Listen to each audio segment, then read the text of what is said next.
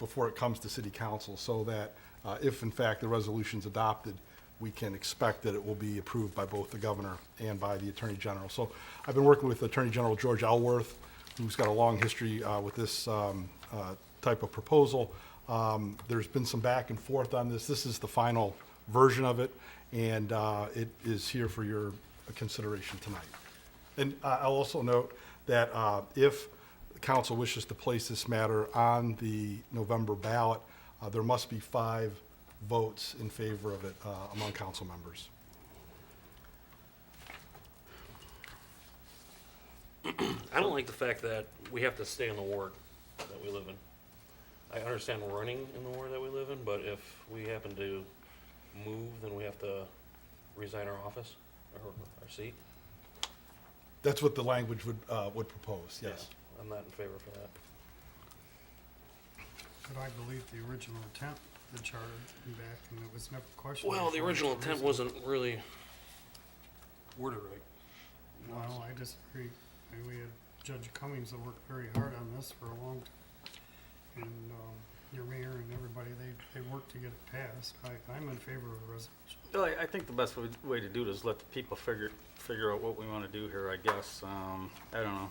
But, I mean, the language that we have here, I mean, I don't know, would you go ahead and just read this for everybody? I mean, I don't know, this was approved by the, if you want to talk about a confusing, This is the way the language would read on the November ballot. Shall section 2.01 paren B of the St. Clair City Charter be amended to require that effective at 12 p.m. January 1st, 2021, a ward representative city council be at all times a resident of the ward he or she represents, provided that should any ward representative be placed in a new ward by the reapportionment process described in section 2.01 paren C, said representative shall be allowed to finish his or her then current term. did everybody get that? Okay.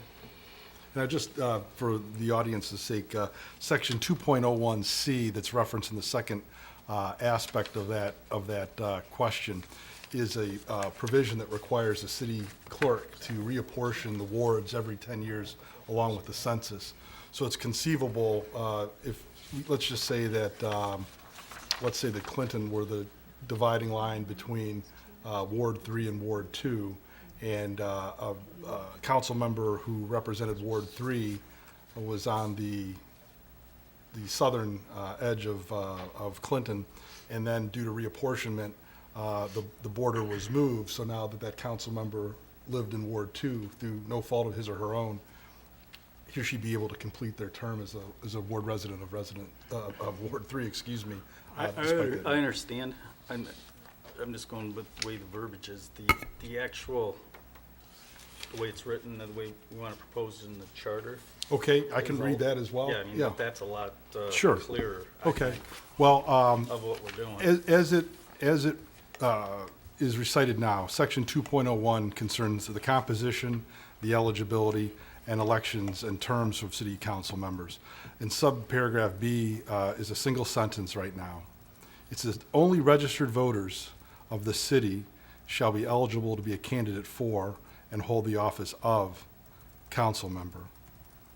So we've had this discussion on a number of occasions. Currently, section 2.01 paren B has only two requirements. A person must be a registered voter and must be a resident of the city. So the proposed amendment to section 2.01 would read as follows. Only registered voters of the city shall be eligible to be a candidate for and hold the office of council member. Effective at 12 p.m. January 1st, 2021, candidates shall be bona fide residents of their wards and must maintain their principal residence within their ward throughout their tenure in office. Elected council members who are placed in a new ward as a result of the reapportionment described in section 2.01 paren C shall be allowed to conclude the term from the ward from which they were elected, and such an occurrence shall not constitute a forfeiture of office, as that term is defined in section 2.09 paren B1. So that would be the new language. Right. I got a question for you, Jim. Say, for example, somebody ran in 2020 election and won outside their ward, okay? Remember, they lived in the first, got elected in the third.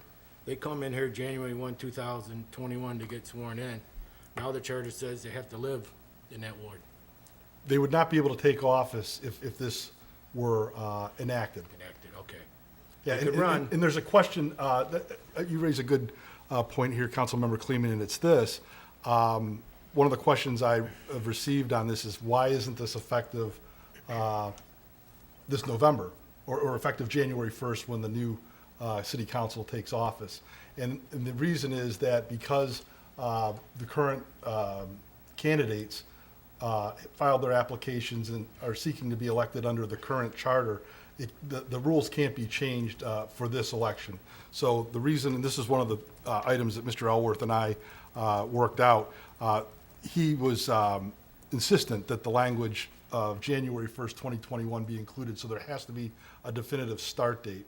And the next city council election after November will be in November of 2020, with that council taking office on January 1st of 2021. Has to be a resident of the ward. Yes. So the amendment would be applicable to candidates running in the 2020 election. That's right. Thank you. I'll make the motion. I second it.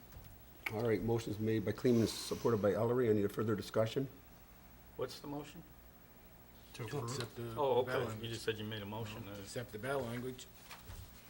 All right, motion's made Read. to accept the ballot language by Kleeman, supported by Ellery. Any questions, comments? And this has to be a 2/3 vote?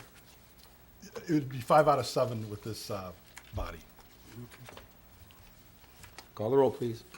Koopa? No. Laporte? Yes. McCartney? No. Ellery? Yes. Kinsfater? No. Kleeman? Yes. Cedar? Yes. Fails. We have 4 yes. And 3 no. Motion fails. Correct, Attorney Downey? Yes, motion fails. All right, thank you. Ports Administration. A, Mr. Booth. Your Honor, I have a few items. They're all road-related. First of all, I'd like to start off with the Range Road Kearney intersection has been pushed back. The newly scheduled date is Monday, August 13th. We've had some paperwork that has kind of pushed that back, dealing with CSX Railroad. But we do believe everything should be in and done, and that should start next week. Second, we have a bid opening this Thursday for 3rd Street between Brown and Vine. Once that happens, I will share the information as far as a start date on that. I don't have one yet. The following Thursday, August 14th, we have another bid opening. That will be for work to be done on Henry, Thornapple, South 10th, and South 11th Streets. Again, when I have start dates on those, I will get those out. I know Mike was going to put some, I think, up on his That's up. on That's his right. banner as well.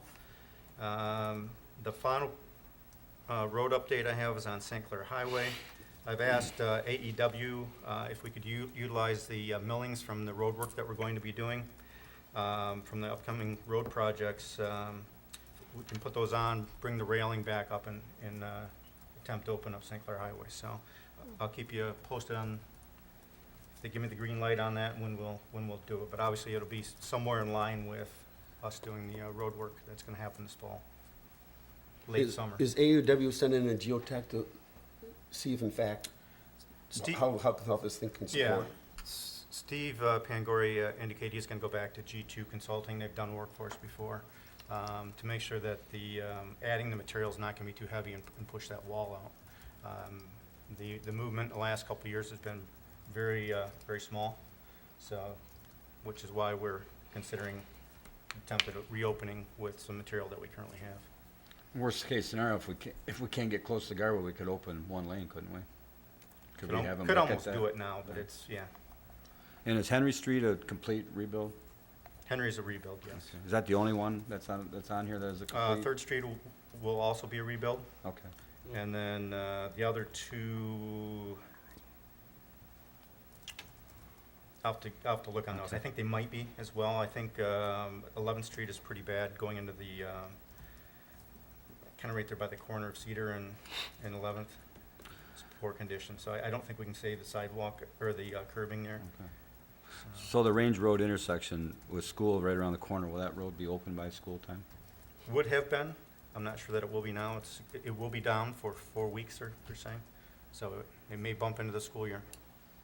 Are they positive that the railroad's gonna make this approval by the 13th?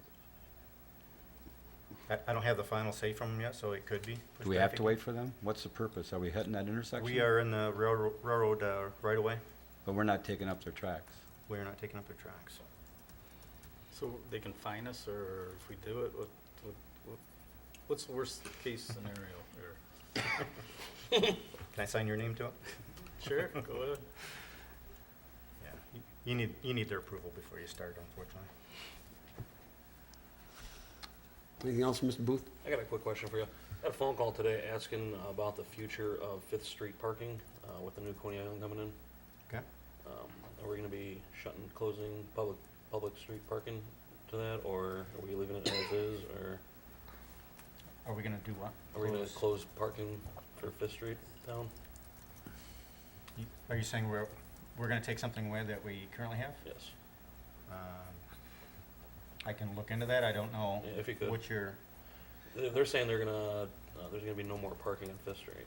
I know we've had discussion of, they're gonna put parallel parking along Fifth on the east side, I thought, and Okay. then also, potentially, and then also there's a parking lot that could be developed over there. You mean on the west side of Fifth? West side and east side. They've raised concerns about not being able to get a fire truck down Fifth, if you're parked on both sides. Well, that's been going on for I know. 50 years. So it's a concern now that Coney Island's being developed? Mhm. Who has final say on that, Mike? Is that the fire department? I would or say the fire police? department, yeah. Would you? Okay. Would there be any input from council? Absolutely. I mean, if that came back that they were looking at doing that, would there be any, could we? I could would there be need your approval compromises? before we could do any parking changes. Okay. Because I'm sure any of it would be over $10,000 to the city. So, yeah, it would come to you first. But as far as shutting it down or not allowing parking, that'd be probably Mr. Westrick. Anybody else? All right. Mr. Downey, have anything else? I have nothing this evening, Your Honor. All right, go to any departments tonight? Yes, Your Honor. Yes. Just a reminder that tomorrow is the state primary election. The ballot also includes 3 proposals. Polls are open from 7 a.m. to 8 p.m. To view a sample ballot or to locate your polling location, please visit michigan.gov/vote or visit or call City Hall. Thank you. Thank you. D, authorities, boards, commissions, anybody? Okay, we have no unfinished business. New business, approve special events permit for Hollow Weekends. Jody?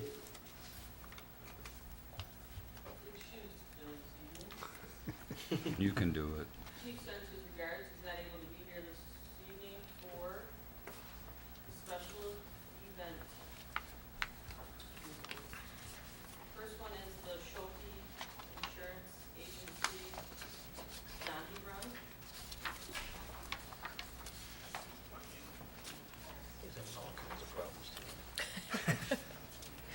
We're testing you, Paul.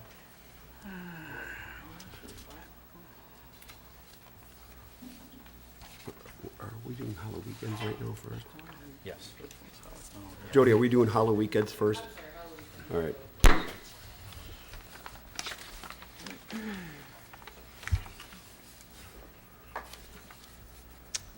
That is actually the same. It's the same event, just the It's the same 5K is event. part of Yeah, okay, the weekend. gotcha. I am in receipt of a request for approval for a special events permit for the Schulte Insurance Agency to hold their annual 5K for the United Way of St. Clair County. This event will be a zombie run as part of St. Clair's Hollow Weekends and will take place on October 27th at 6 p.m. This event will be held at the St. Clair Plaza. All the necessary documents have been received and they're in compliance with the city ordinance. Motion to approve. Support. Any questions? All in favor, say aye. Aye. Opposed? And we'll go to C, special events poker paddle. I am in receipt of a request for approval for a special events permit for the American Cancer Society to hold their annual event, the Poker Paddle. This event will take place on Saturday, August 11th, from 11 a.m. until 9 p.m. and will be held at the St. Clair Boat Harbor. All of the necessary documents have been received and are in compliance with the city ordinance. Motion to approve. Support. Any questions? All in favor, say aye. Aye. Opposed? All right, thank you, Jody. Go to D, designate Michigan Municipal League representative and alternative. This you and that? Oh, yes, Mayor. In your packet was some information from Michigan Municipal League, and as a member of the MML, the city must delegate an official and an alternate to attend the yearly convention, at which resolutions may be voted on. I don't have names for that appointment.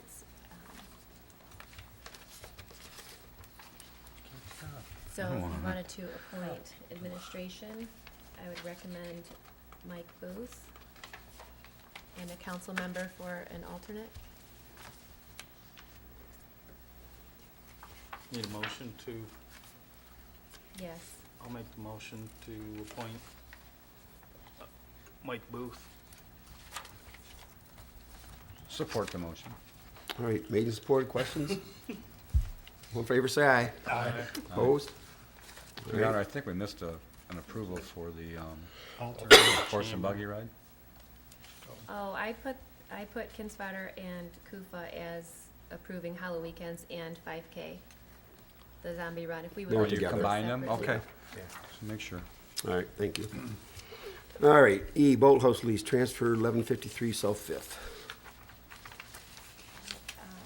A request is made to City Council to transfer the lease of a city-owned boathouse area property along the Pine River, 1153 South Fifth Street. The council approval is to transfer the lease from Trombley to Gregg, and it was a result of a direct sale to a person on the waiting list. All the notification procedures were followed as stated in the city ordinance, and the new leasee meets all the qualifications as stated. Motion to approve. Support. Thank you. Any questions? Yeah. Yep. How do we find out how much you paid? The assessor may have that information for tax purposes, but myself and the clerk's department doesn't have any. It's something we should probably change, because they can get around things. They didn't on this case. Well, the notifications that go out are set by the seller, and they may set the price Yep. or best offer. But we don't know if that person met that price. They might have made that price just so that their friend could get it. You are correct that the clerk's office does not have anything to do with the selling or purchase price of the boathouse. I just think we should tighten it up a bit. Should we refer that to the boathouse committee for a recommendation? I don't know who's on it. Eric Lipke, John McDonald, and Billy Westrick. Yeah. All right, thank you. Number 9, claims account, July 13, 19, 27, August 2nd. I'm sorry, was there a motion on that? Yes, Member Kufa, and I have Laporte as second. I heard a couple over here, but He can have his name on it. It's all right. I can't remember Laporte. He gets everything anyway. What was the motion? To approve the boathouse lease transfer. I thought we voted on that. No, I'm sorry. No, we didn't. Okay, I'm sorry. All in favor on the boathouse lease transfer from Trombley to Gregg? All in favor, say aye. Aye. Opposed? Thank you. Thank you. All right. Now we'll go to number 9. Claims and accounts, July 13th, 19th, 27th, and August 2nd. Mr. Kinsler, did you get all your answers? I did, sir, thank you. All right. With that, I'll make a motion to approve as presented. Support. Any questions? All in favor, say aye. Aye. Opposed? Aye.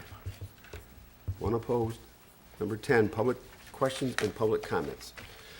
Anybody have anything tonight for the good of the cause?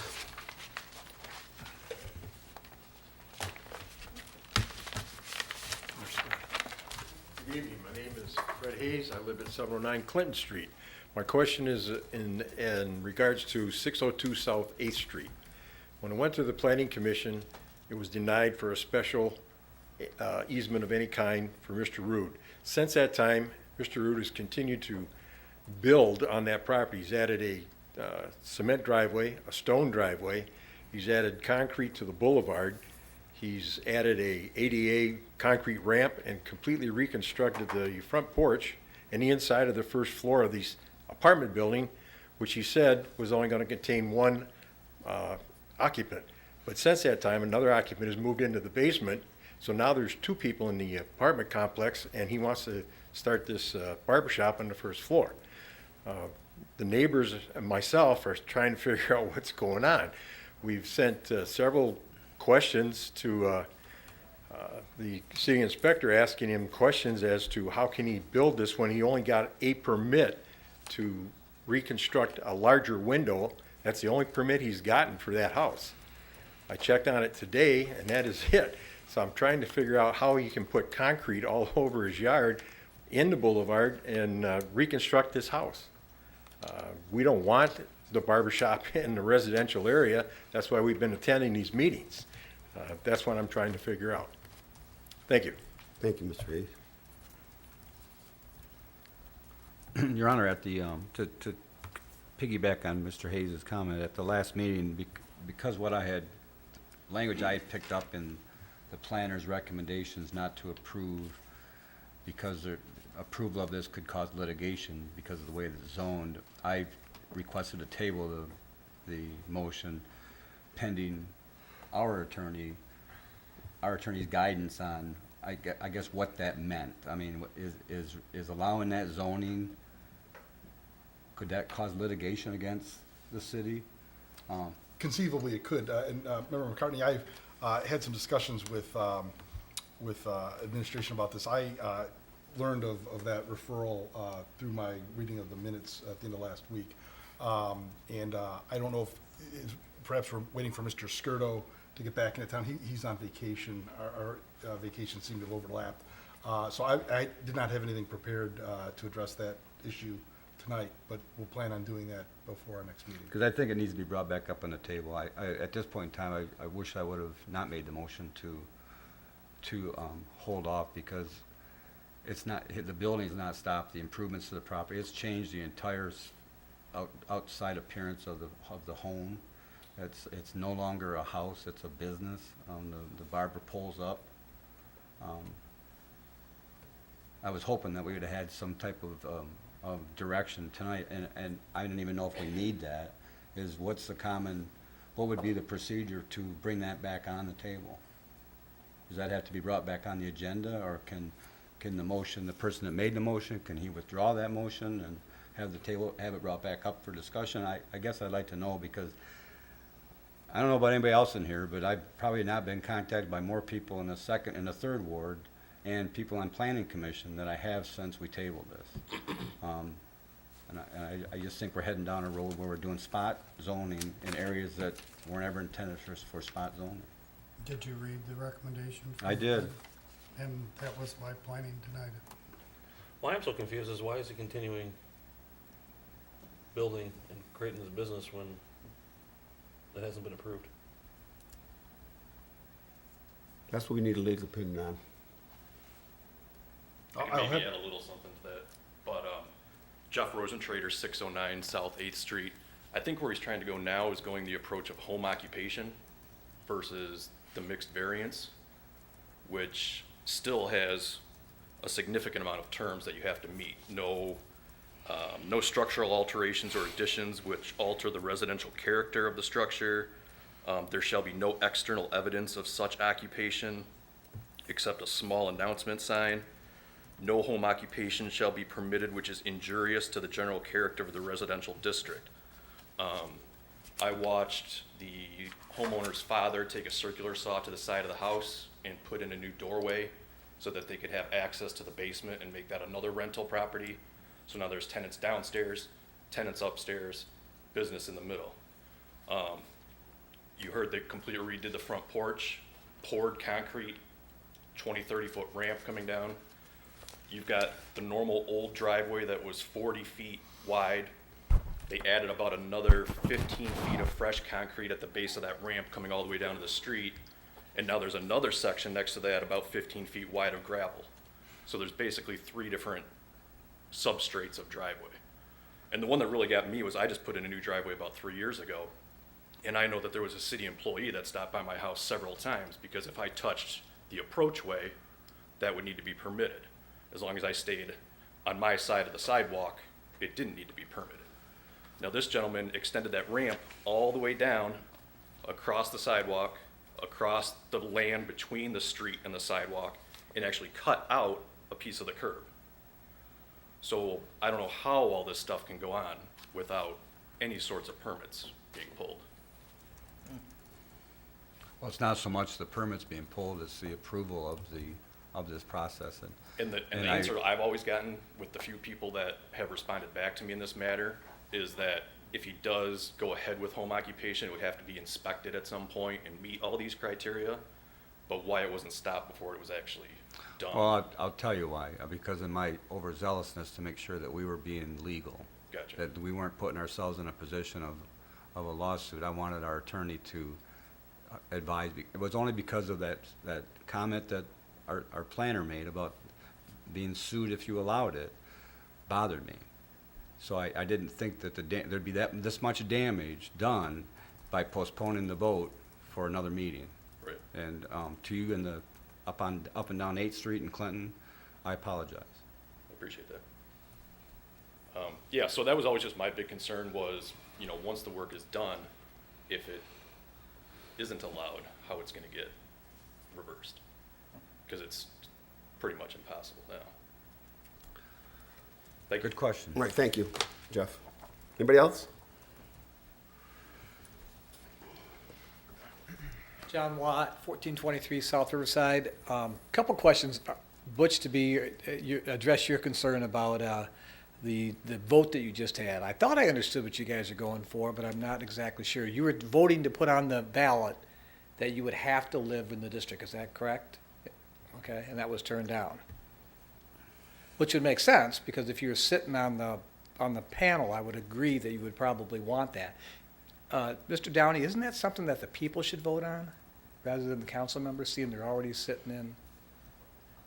There are 2 ways that a proposal can be put on the ballot.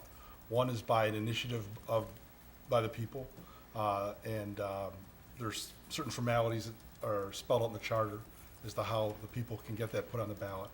Or it can be brought up by a 5/7 vote of the city council, and that was what was attempted here tonight.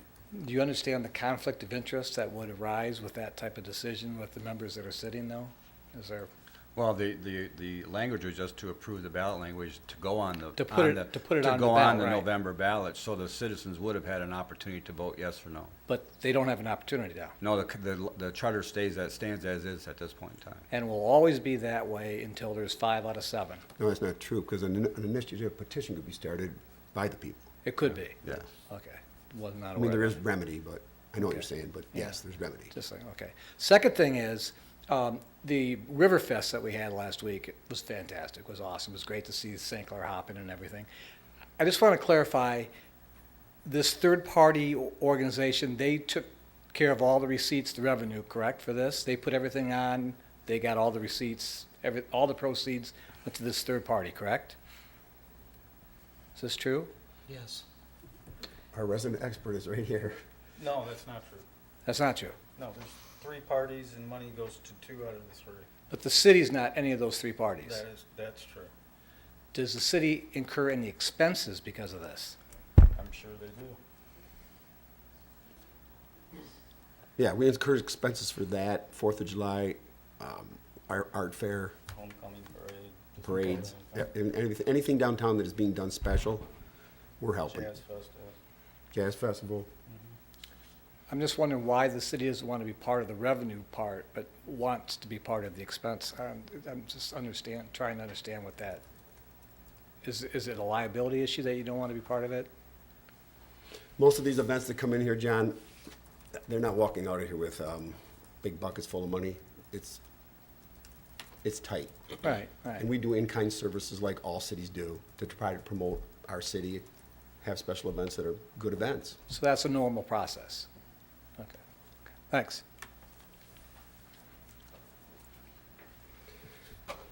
Anybody else? Yeah, okay. My name is Jack Dillon. I live at 985 Highland Drive, and I'm here to complain about the road in front of my house is falling apart. I got a couple potholes there that people hit them with water, or you just hit them plain, then the stone, not so much asphalt, but the stone that's in the asphalt's flying up my driveway and into my lawn. I'd like to get somebody out there to do a little paving. What's your address, Jack? 985 Highland Drive. It's very bad there. We got probably 6-8 inch pothole there, and I don't know if it's the garbage truck or what it is, but right along the curb, it's about this lower than the curb, so water lays in there, and they hit that, and they throw the stone and the water up on my lawn and my driveway. We have gravel laying there in the curb now. So I'd like to get the Public Works Department out there to throw some asphalt down. Thank you. Thank you. Yep. Anyone else? All right, we will go on to number 11 then. Mayor and council members' comments. I have a couple quick things. Make sure you vote tomorrow. Polls are 7 to 8. September 29th, another special event, Whistles on the Water, steam whistle event down on the M29 Slinker River. Congratulations to our boat race people. That was a tremendous event this past weekend, and they did a great job. In spite of the rain.